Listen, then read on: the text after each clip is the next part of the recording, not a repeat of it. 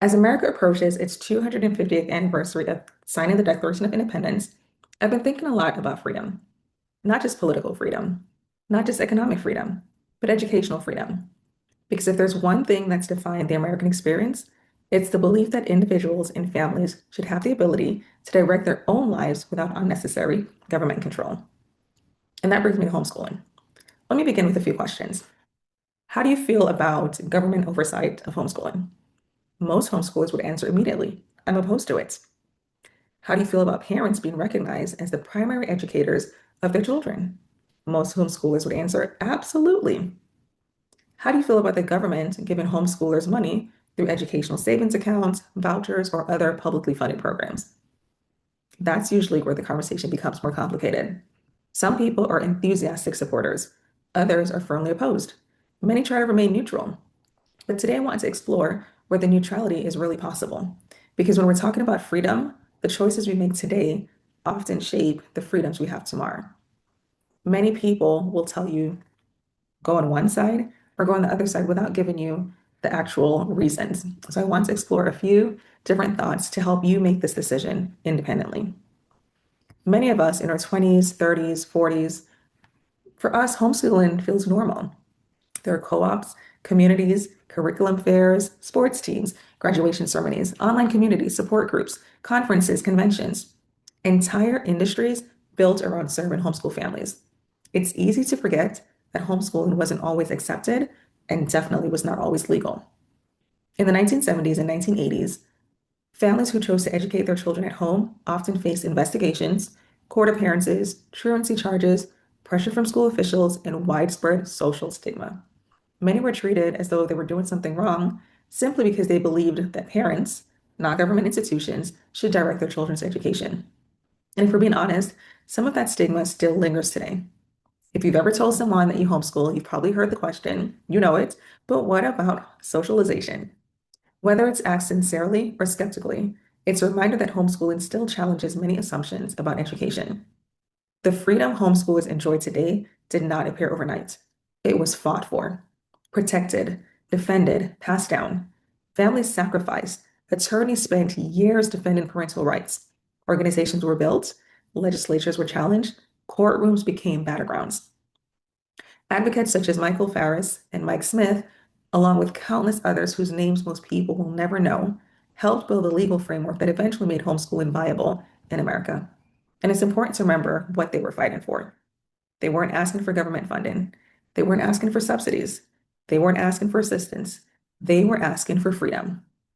The freedom to direct their children's education without unnecessary government interference. That was a fight. And eventually, that fight was won. But history teaches us something important. Direct opposition isn't always the only challenge to freedom. Sometimes that challenge arrives in a different form. Today, government officials aren't generally showing up at homeschoolers' doors demanding that they stop teaching their children at home. Instead, it looks like something much more appealing: a check, a voucher, an educational savings account, funding, support, opportunity. And let's be honest, for many families, that's incredibly attractive. $7,000, $10,000, $12,000, sometimes even more. For a family with one or two children, that money can help tremendously. For a family with five or seven or 10, that feels like a lifeline. It feels like an answered prayer. Curriculum, tutoring, educational therapies, technology, extracurricular activities. One person no longer needs a second job, specialized programs. The benefits are real. For many families, the final financial assistance is meaningful and immediate, which is precisely why this conversation is difficult, potentially controversial, but absolutely necessary. Because the question isn't whether families benefit, the question is whether those benefits come without consequences. And history suggests that they rarely do. Over time, public perception of homeschooling shifted from suspicion to acceptance. Legal victories and persistent advocacy moved homeschooling from the margins into the mainstream. What began as a fight for permission eventually became a framework for protection. But history also reveals another pattern. Funding is introduced as an optional support. Basic accountability measures are added, requirements gradually expand. This isn't always malicious. In fact, it's often presented as entirely reasonable. Quality assurance, transparency, equity, accountability, responsible stewardship of public funds. Those sound like worthy goals. And many times, the people proposing such measures genuinely believe they're helping. Might I remind you of the 9 most dangerous words? I'm from the government and I'm here to help. But good intentions don't eliminate consequences. Because for a movement built on independence, funding introduces a fundamental question. What happens when the support begins to shape the structure? Are they an opportunity or are they a Trojan horse?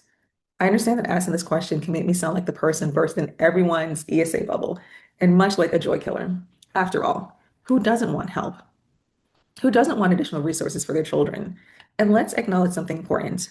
Many families are making financial sacrifices to homeschool, whether it's quitting a job and becoming a one-income household, whether it's working quietly at night as the kids go to sleep or early in the morning.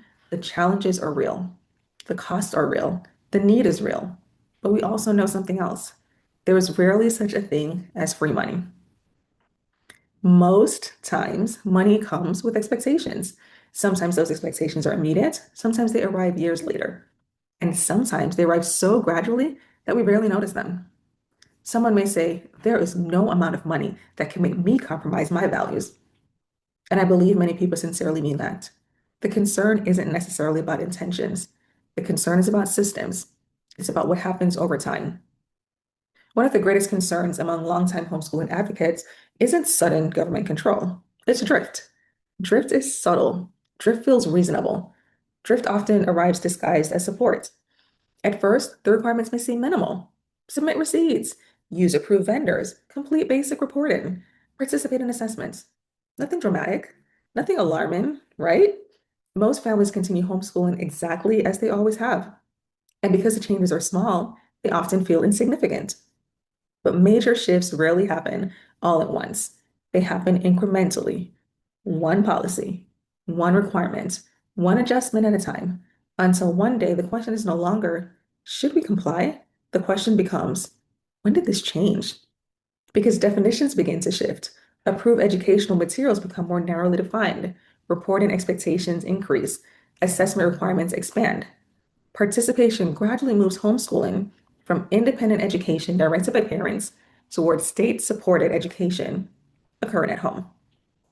That distinction may sound small, but it changes something fundamental. It changes the question of authority. Who ultimately decides what qualifies as an acceptable education? Who determines accountability? Who establishes standards? Who has the final say?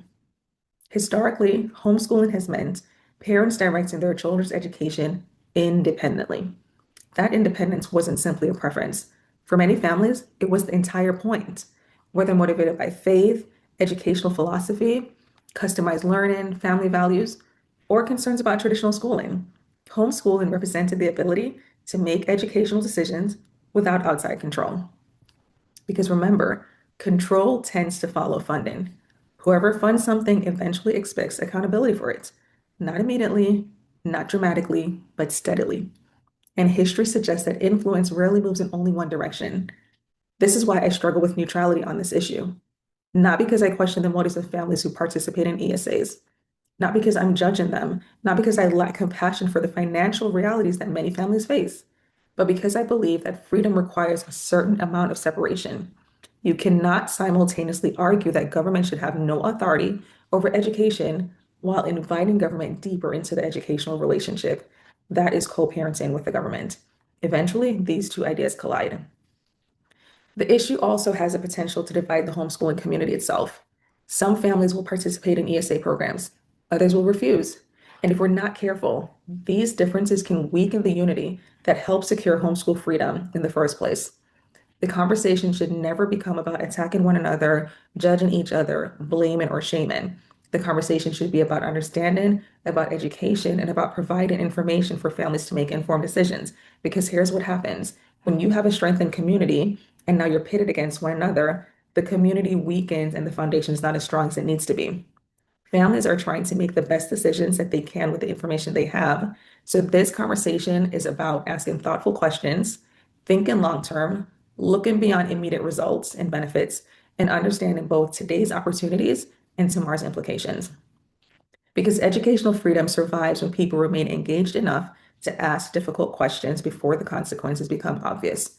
So, where do I stand? Do I oppose it? Am I neutral or do I support it? I am not neutral. I oppose educational savings accounts and vouchers and any money from the government. Because as America celebrates 250 years of independence, this discussion becomes bigger than homeschooling. It's really about stewardship, it's about self government, it's about whether we still believe families are capable of directing their own lives and their children's education. So I encourage you to stay informed, pay attention to educational policy, follow legislative developments, stay connected to homeschool organizations, attend meetings, read the proposals, ask questions, have conversations, and resist the temptation to assume that because something doesn't affect you today, it never will. Freedom is rarely lost all at once. More often, it fades gradually through a series of small compromises that seem reasonable in the moment. And this is why vigilance matters. Because here's the thing. If I told you I was giving you free money, your first instinct would probably be to assume there's a catch somewhere, some fine print, some obligation, some way you're going to end up paying for it later in a form you didn't expect. That's how most exchanges work in practice. So it makes sense to question what strings are attached before accepting something that sounds unusually generous, too good to be true. But then something interesting happens when it comes to educational savings accounts and free money from the government. We don't apply that same caution to other parts of life that feel free on the surface. We take the convenience, we take the offer, we take the opportunity at face value, even when the real cost might just be less obvious than the money. So, my purpose today isn't to judge you, isn't to condemn you, isn't to shame you.